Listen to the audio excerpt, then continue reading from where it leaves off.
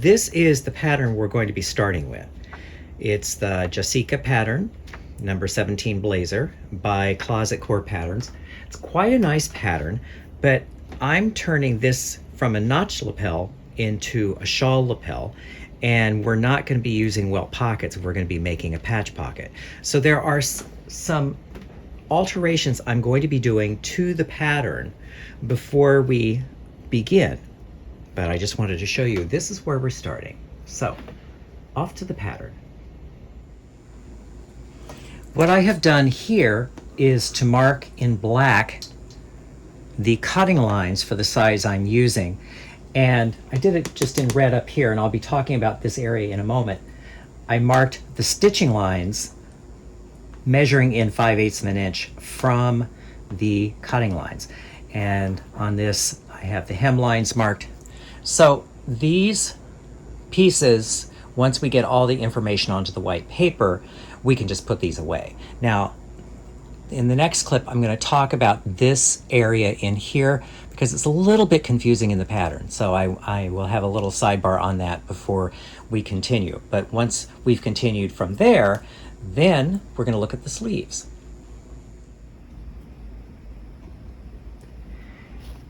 In my looking at this pattern, one of the things I find is a little bit confusing, it was confusing for me to see, so I decided I wanted to show you, is this area here. This is the side panel, this is the front panel. You have this very strange jog out here. So what I wanted to show you is that, as you can see here on the side panel, the black lines are the cutting lines, the red lines are the stitching lines, and I'm converting everything to stitching lines for some of the pattern work. I didn't quite know what to make of all of this, so if I put these two together, if I match there, zoom in here. So I've matched at this matching notch here. And so what I had to do is I had to go in and continue this line up to blend up to here. And this is how I got a sense of what this line is on the front. So I hope this eliminates a little bit of confusion. Like I said, this is the side panel, this is the front. So that is what the armhole is going to look like.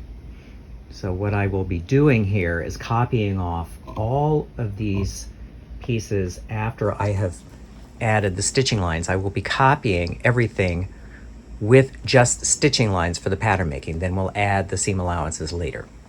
But I wanted to clarify this first because it's a little bit confusing.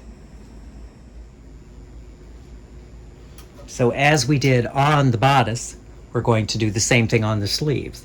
I have the black lines are the cutting lines. I went in with pencil to find the stitching lines, and then this gets copied off onto white paper.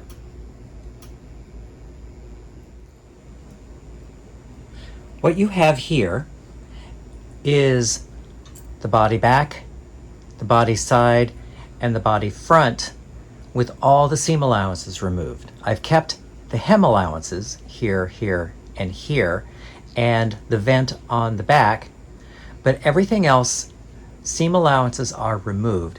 This is going to make everything easier because there are some manipulations I need to do, especially on the front. This dart here and turning this into a shawl lapel, much easier to do without seam allowances. You would add the seam allowances back later. So yes, body back, body side, body front, no seam allowances. Next, I will show you the sleeves.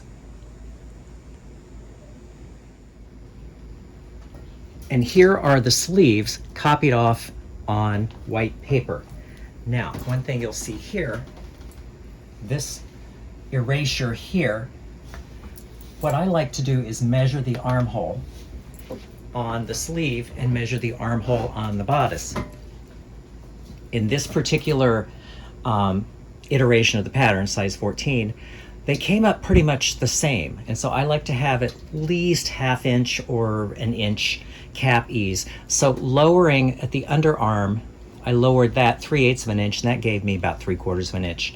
That's going to give you the cap ease so that the sleeve will ease at the shoulder. So here we have all of the pieces copied onto fresh white paper.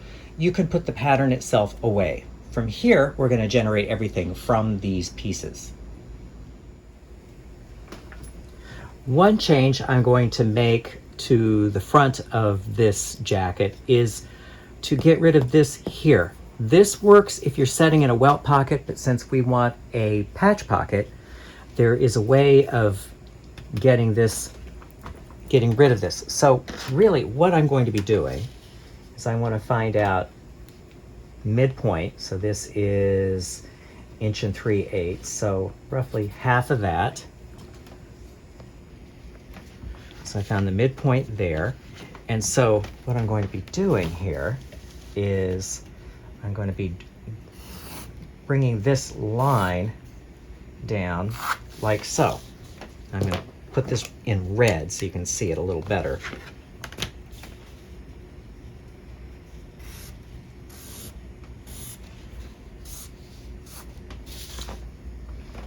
So here we are.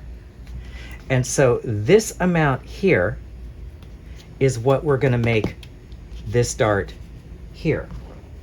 So what that's going to look like.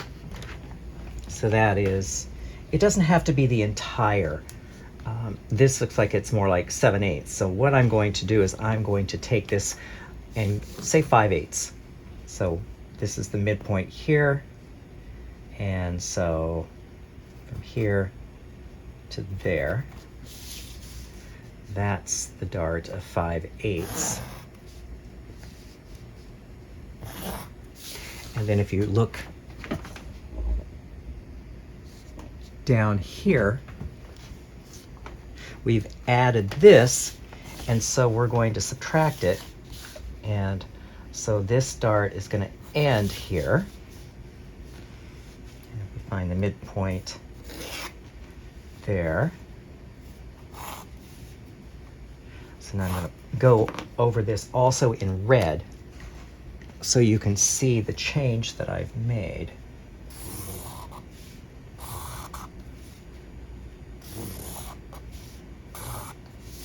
So what we've done here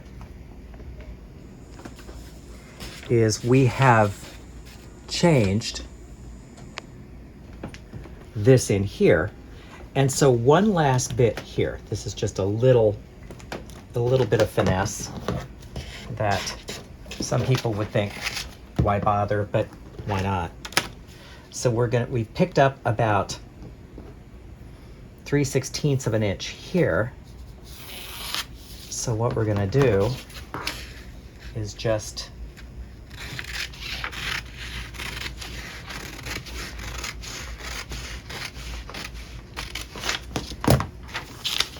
bring this up. It's just a little teeny bit, but what will happen then is that the side seam on the body front will actually match the side seam on the side. So here we have the entire front, and the red is the corrected part that we will use. Now you can see here that I copied all of that work on fresh paper. So you can see all of this is done. So what I would say is, at this stage, this is where you're going to make your muslin to test fit if you need to. And once you have all the adjustments on the muslin brought back to the paper, then we can draft the shawl lapel.